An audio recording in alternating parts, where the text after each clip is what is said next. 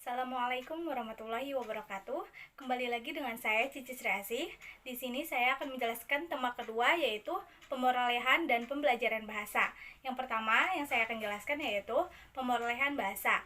Pemerolehan bahasa yaitu proses manusia mendapatkan kemampuan untuk menangkap, menghasilkan, dan menggunakan kata untuk pemahaman dan komunikasi. Dalam pemerolehan bahasa juga terdapat ciri-ciri yang itu pertama, pemerolehan bahasa merupakan proses untuk penguasaan bahwa bahasanya itu bahasa pertama. Yang kedua yaitu lingkungannya memberikan lebih banyak model untuk ditiru. Yang ketiga yaitu motivasinya untuk memenuhi kebutuhan yang sangat besar. Dan yang keempat yaitu pemerolehan bahasa biasanya terjadi pada waktu lebih dini daripada pembelajaran bahasa. Oke, selanjutnya saya akan menjelaskan tentang pembelajaran bahasa. Pembelajaran bahasa yaitu kegiatan pengupayaan siswa dapat mempelajari sesuatu dengan cara efektif dan efisien, dan pada hakikatnya sebagai belajar berkomunikasi. Oleh karena itu, pembelajaran bahasa diarahkan untuk meningkatkan kemampuan pelajar dalam berkomunikasi baik secara lisan maupun tulisan. Tujuan pembelajaran bahasa sendiri yaitu sebagai keterampilan komunikasi dalam berbagai konteks komunikasi, dan kemampuan yang dikembangkannya juga meliputi daya tangkap, makna, peran, daya tafsir, menilai, dan mengekspresikan diri dengan berbahasa. Selanjutnya yaitu ada beberapa tahapan-tahapan dalam pembelajaran bahasa. Yang pertama yaitu ada materi pembelajaran, metode, dan juga evaluasi. Yang di sini saya akan menjelaskan tentang materi pembelajaran itu sendiri. Yang pertama itu materi berupa hiwar atau dialog bahasa, dialog bebas antara guru dan siswa maupun antara siswa dan siswa lainnya. Yang kedua yaitu materi kaidah nahwu. Nah, selanjutnya itu metode. Metode di sini yaitu yang pertama, guru berdialog secara langsung kepada siswa. Yang kedua yaitu lebih memprioritaskan kemahiran dalam menyimak dan berbicara. Dan yang ketiga yaitu mengembangkan kata. Misalnya, guru memberikan kosakata babun. Kata ini bisa dikembangkan dengan kata lain secara luas dan tak terbatas. Misalkan menjadi babul baiti, babul fasli, babul hujrati, hadabah mulaunuha ahmar, dan seterusnya. Karena bahasa bisa diperluas sesuai dengan apa yang didengar dan diterapkan melalui proses pemerolehan bahasa sejak lahir, dan karena bahasa bersifat universal. Dan selanjutnya itu evaluasi dalam pembelajaran bahasa. Evaluasi dalam pembelajaran ini lebih banyak dilakukan secara informal. Misalnya, siswa diminta untuk menggunakan bahasa sasaran, dan mereka dapat melakukannya dalam bentuk lisan maupun tulisan. Oke, selanjutnya yaitu persamaan dan perbedaan antara pemerolehan serta pembelajaran bahasa. Yang saya akan jelaskan yang pertama yaitu persamaan terlebih dahulu. Dalam persamaan pemerolehan dan pembelajaran bahasa di sini terdapat 5 persamaan. Yang pertama yaitu praktek.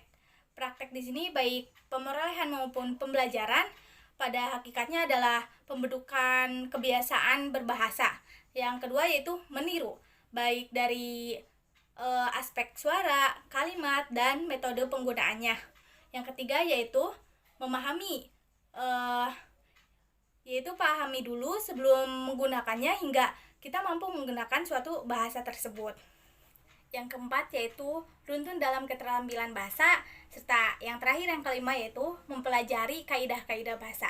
Nah, adapun perbedaannya yaitu yang pertama, perbedaan dalam motivasi atau tujuan antara pemerolehan dan pembelajaran bahasa. Yang kedua yaitu perbedaan lingkungan antara pemerolehan dan pembelajaran bahasa. Yang ketiga yaitu perbedaan modal antara pemerolehan dan pembelajaran bahasa. Yang keempat yaitu perbedaan waktu antara pemerolehan dan pembelajaran bahasa. Yang terakhir yang kelima yaitu ada konteks belajar antara pemerolehan bahasa serta pembelajaran bahasa.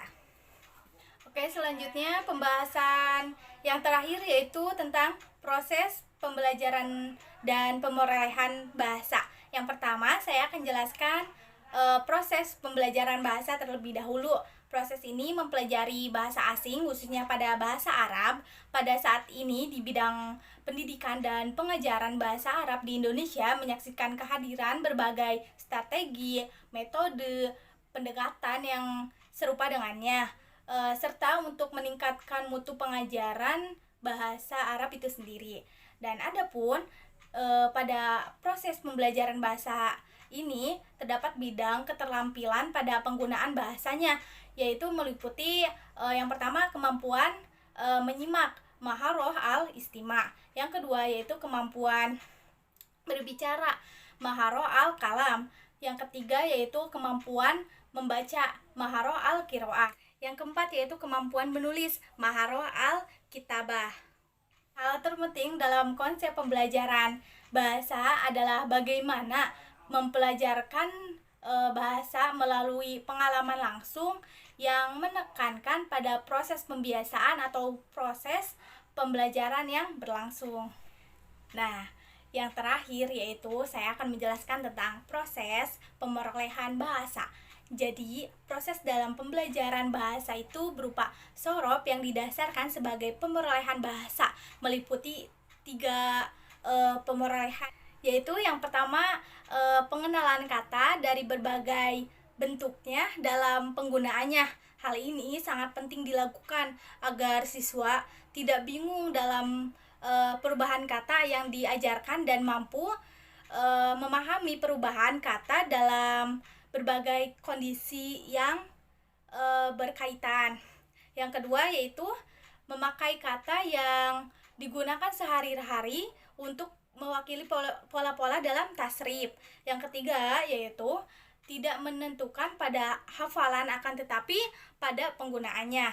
Mungkin cukup sekian yang dapat saya jelaskan, kurang lebihnya mohon maaf. Wassalamualaikum warahmatullahi wabarakatuh.